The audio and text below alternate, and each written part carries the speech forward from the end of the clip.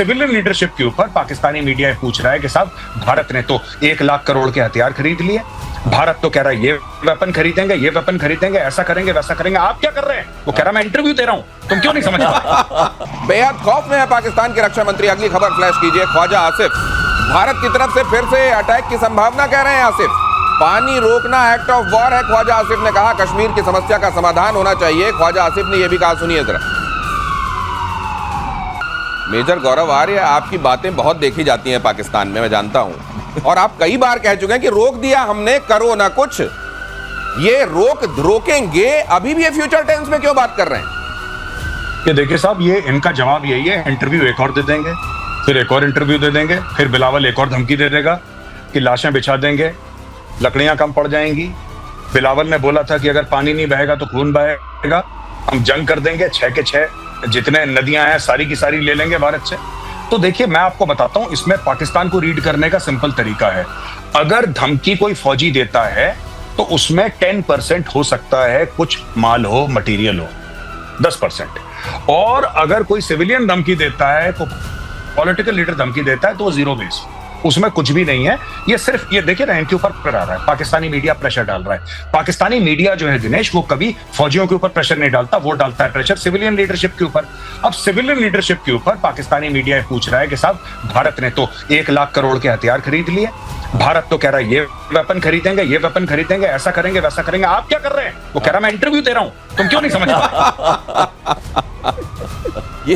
ये जो आपने कहा इंटरव्यू, मतलब ये जो मुंह की मिसाइलें चल रही हैं इनकी, ये मुंह की मिसाइलें चलाते रहने के अलावा भी इनका कोई रोल है? बीच में जाकर माफी मांग लेना, जैसा आपने कहा था कि शहबाज शरीफ को तो माफी मांगने के लिए रखा है कि तुमको हम प्रधानमंत्री बुला दिया करेंगे, तुम बीच में जाकर जहां हम कहें वहां माफी मांग लेना। सर ये बीच में ये कितने दिन वहां की पब्लिक सुनती रहेगी? ये कह रहे हैं, वो सुनते रहें और मानते रहें कि ये जो कह रहे हैं उसमें सब्सटेंस है? बिल्कुल सही कह रहे हैं आप दिनेश जी।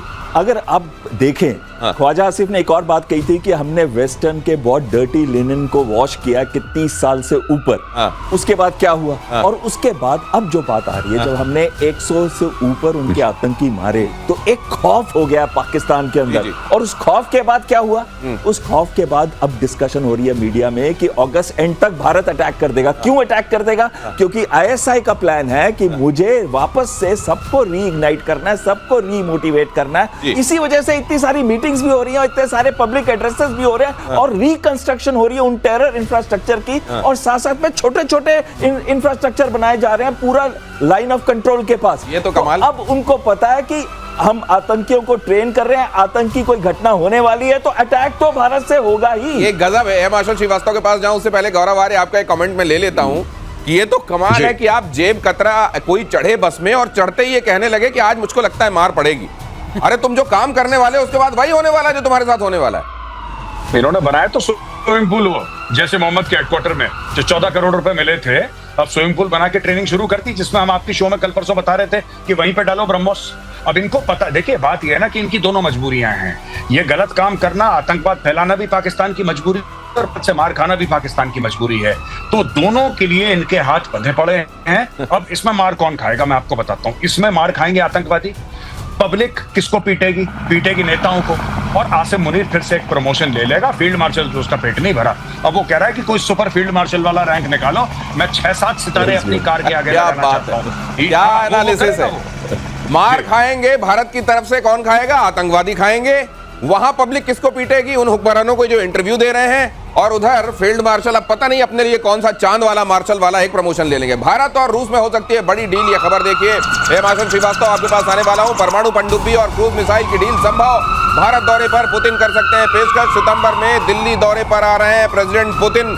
मुझे लगता है कि पूरी दुनिया इस विजिट पर निगाह बनाए हुए होगी। ये बहुत इंपॉर्टेंट है भारत के लिए। सीरियसली स्पीकिंग दिनेश, हमारे पास जो सबमरीन्स हैं उसमें से 17 सबमरीन्स हमारी जो हैं मोर और less very they are in going through obsolescence period. तो हमें ज़रूरी है कि हमारे पास नई सबमरीन्स आएँ। उसका तरीका जो लीज पर लेने का बन रहा है, और जो ये बातचीत हो रही है बहुत सक्षम और सही बातचीत हो रही है, सही टाइम पर हो रही है, तो ये होना बहुत ज़रूरी है।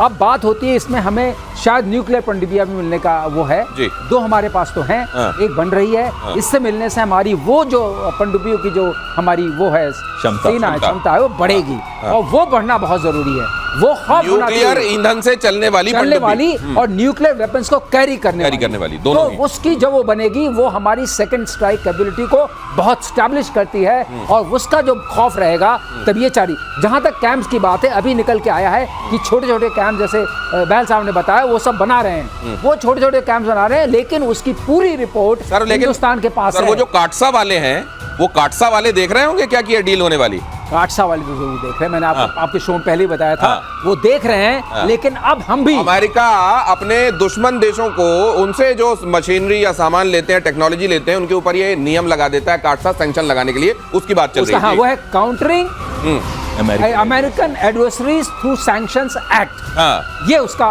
पर्पस है। तो वो करना चाहेंगे, लेकिन अब हम भी जो कहते हैं ना, हमें पता है कि ये जो मारपीट हुई, आपने मुनीर को लंच खिलाया, फिर मुनीर को ये भी बोला कि Munir is very stable and balance. अगर इतना बोल दिया तो हमें आपसे क्या अपेक्षा होनी चाहिए? और बार बार आपने कहा कि वो मैंने ट्रेड डील दी थी, इसलिए ये जो ये नया चलन चल पड़ा है आजकल, जिसकी आप चर्चा कर रहे हैं, मेजर गौरव आर्य, अब इस तरीके से कहा जाएगा कि वो बहुत पागल संतुलित किस्म के आदमी हैं। क्या ये इस तरीके से अब किसी को बताया जाएगा? ये मैं आपके पास आता हूं समझने के लिए, लेकिन उससे पहले जापान ने बदल दी है पूर्वी एशिया की डिफेंस स्ट्रैटेजी। जापान ने नई मोबाइल हाइपरसोनिक मिसाइल बनाई है। हाइपर वेलोसिटी गाइडेड प्रोजेक्टाइल ने चीन की नींद उड़ा दी है। कहा यह जाता है कि अभी तक अपनी टेक्नोलॉजी को लेकर जापान हमेशा रक्षात्मक रहा है, वो अटैक करने वाले मोड में नहीं रहा है, लेकिन अब उसने भी गियर शिफ्ट कर दिया। इसके मायने क्या है? इसके मायने ये है कि अब सबको ये पता चल गया है कि ये सारे दोस्त बेमाने हैं। जो भी जहाँ खड़ा हो रहा है वो कह रहा मुझे अपनी लड़ाई खुद लड़नी है। ये पाकिस्तान खड़ा हुआ, पिटाई हुई, चाइना आया? बिल्कुल कोई आया? कोई नहीं आया। सब आवाज आई, कोई आया नहीं। इजराइल जब खड़ा हुआ तो ये अमेरिका ने मदद की बाद में, क्योंकि उसमें अमेरिकन इंटरेस्ट था। कोई आया? अकेला वो कर रहा था। नहीं, आप ये जो थे अकेले थे, तो अब सब निश्चिंत हो गए कि अपनी लड़ाई खुद लड़नी। यूरोप को अकेले छोड़ दिया नाटो के बावजूद। कई बार ऐसे में होता था कि कुछ नेता होते थे, आगे आगे चल रहे हैं, आप आगे बढ़ो, हम आपके साथ हैं, देखते थे पीछे 2 किलोमीटर बाद लोग खड़े हैं। अब तो स्पीकर लगा दिए गए हैं और उसमें रिकॉर्डेड टेप चल रहा है, आदमी कोई नहीं है वहां पर। लेकिन मेजर गौरव आर्य, आपके पास ये समझने के लिए कि ये चाइना के थ्रेट परसेप्शन की वजह से ही क्या वो देश जो अभी तक बुद्ध के उपासक बने रहे, उन्होंने भी अब बदल दिया गया?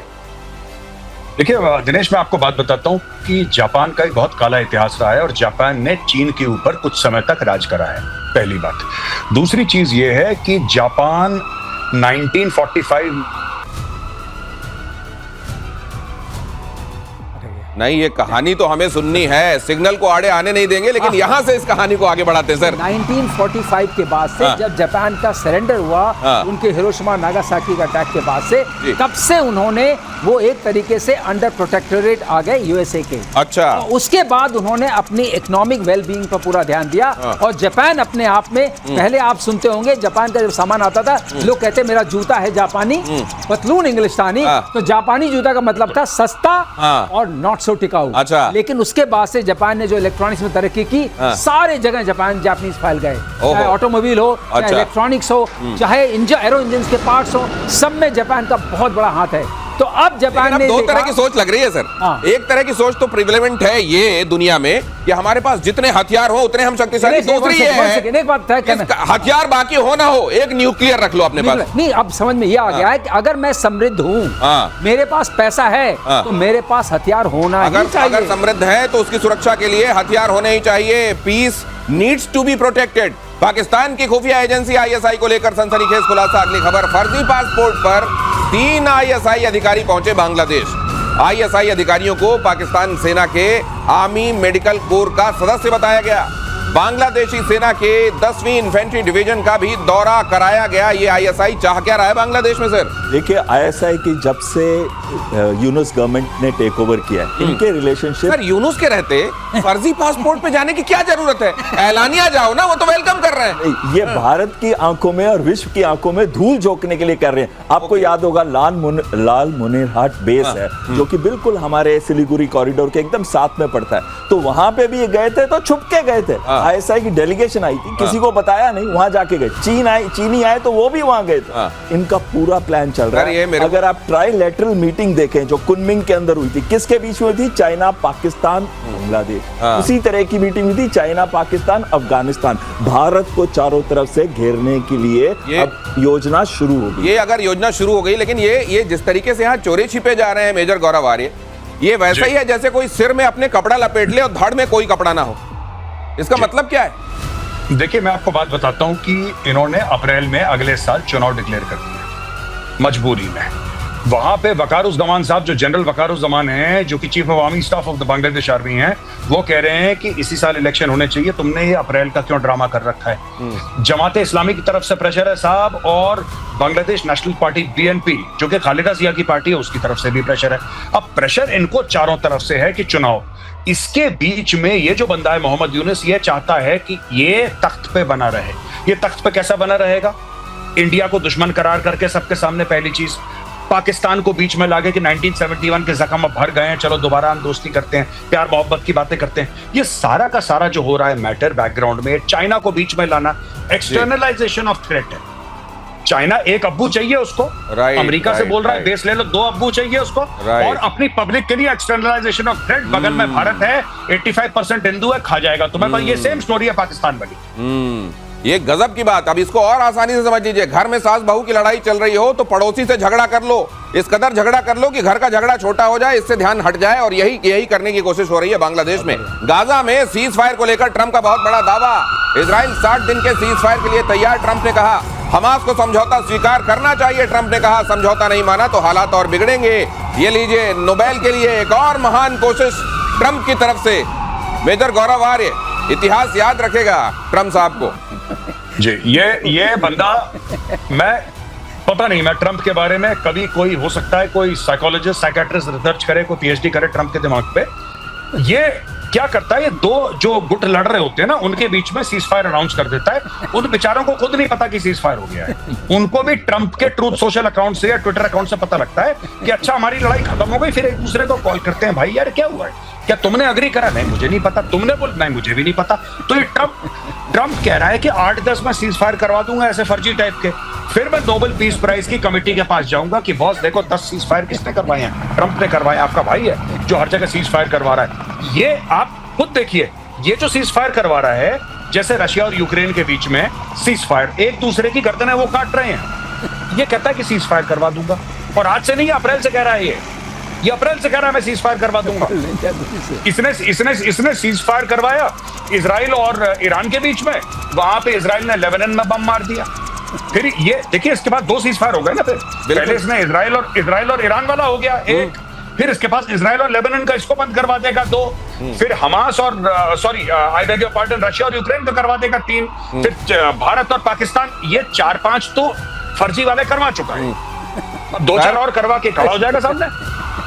सर यहाँ पे तो मैंने कहीं पर देखा, ये मीम बनकर ये भी चल रहा है कि ये ट्रंप महोदय हैं, घर के झगड़े सुलझाने के लिए भी अगर आपको सीज फायर करवाना है तो इनसे आप कांटेक्ट कर सकते हैं। एक नंबर भी डला हुआ है। वाकई ये इसी तरीके की इनकी इमेज बन रही है वर्ल्ड ओवर कि कर कुछ नहीं पा रहे हैं, अनाउंसमेंट दुनिया भर के cease fire. United nation security council की अध्यक्षता मिलते ही पाकिस्तान का कश्मीर अलाप देखिए जरा।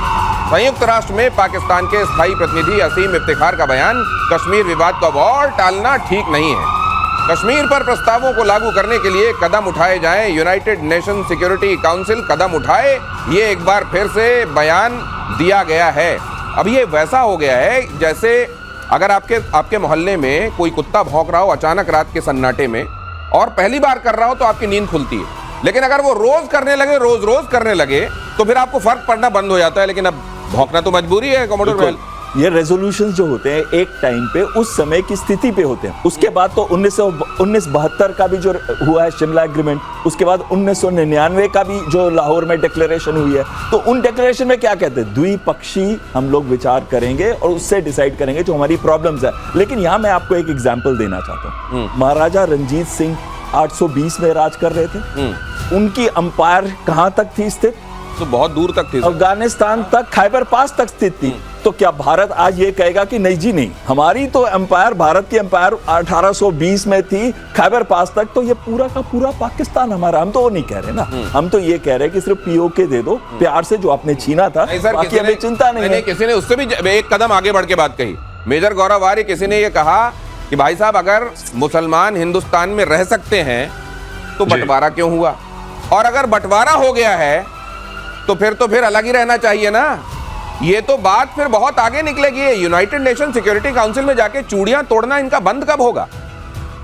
इनका बंद नहीं होगा। देखिए, जब ये इसके मेंबर नहीं थे तब भी यही काम कर रहे थे। मैं आपको याद दिलाता हूं, 2-3 साल पहले जब बिलावल थे एक्सटर्नल अफेयर्स मिनिस्टर पाकिस्तान के, तो इनको एक फूड सिक्योरिटी कॉन्फ्रेंस के लिए बुलाया गया, फूड सिक्योरिटी कॉन्फ्रेंस के लिए बुलाया गया यूनाइटेड नेशंस जनरल असेंबली में। स्पीच दी, वो 17-18 मिनट की स्पीच थी और पूरी की पूरी कश्मीर में थी। तो लोगों ने बोला भाईजान आपको बुलाया था तो फूड सिक्योरिटी के ऊपर आपने कश्मीर के ऊपर स्पीच दे दी। गाय की कहानी। ये वही वाला है सर ये वही वाला है कि माय फादर पे ऐसे आए, लेकिन वो काऊ का ऐसे जिसने पढ़ा होता है वो वहां पर भी काऊ लिख के आ जाता है। सऊदी अरब ने पाकिस्तान को बड़ा झटका दिया है। हज मामले को लेकर होने वाली बैठक में नहीं बुलाया, बैठक में भारत शामिल मगर पाकिस्तान को न्योता नहीं। भारत की तरफ से बैठक में जफर सरेश वाला शामिल। अब बताइए, हज को लेकर बैठक हो रही है, पाकिस्तान का नुमाइंदा वहां नहीं है, भारत का नुमाइंदा देखिए आपको दिखाई दे रहे हैं, जफर सरेश वाला। सही बात है, उम्मा वाली बात तो कोई रही नहीं कम से कम उम्मा वाली बात नहीं, उम्मा है लेकिन उसमें पाकिस्तान नहीं है, इसीलिए उम्मा वाली बात नहीं रही। उन्होंने देखा है पाकिस्तान में उम्मा वाली कोई बात नहीं। ईरान पर अटैक हो रहा था, आप जाके लंच खा रहे थे यूएस में, जिसने GBU-57 भेजा, तो उन्होंने कहा भाई ये इस लायक नहीं है। टेबल पे जितने तरह का खाना परोसा गया है, पाकिस्तान को लालच बढ़ा रहा होगा, भाई साहब खाने ही बुला लेते कम से कम। और क्वाड देशों ने पहलगाम आतंकी हमले की निंदा की। वॉशिंगटन में क्वाड विदेश मंत्रियों की मीटिंग में निंदा। भारत, जापान, ऑस्ट्रेलिया, अमेरिका के विदेश मंत्रियों की मीटिंग। हमले में शामिल आतंकी टेरर फंडिंग करने वालों को कानूनी शिकंजे में लाने पर जोर। बात तो इस पर भी बहुत कुछ करने का दिल कर रहा है, लेकिन वक्त इजाजत नहीं दे रहा है। मेजर गौरव आर्य, धन्यवाद आपका हमको ज्वाइन करने के लिए। कहीं भी रहें लेकिन प्रतिशोध तो जारी रहेगा, मेजर गौरव आर्य का भी ये कहना है। बहुत धन्यवाद आप दोनों का भी यहाँ पहुंचने के लिए और हिस्सा लेने के लिए। जय हिंद। आज के लिए इतना ही, नमस्ते।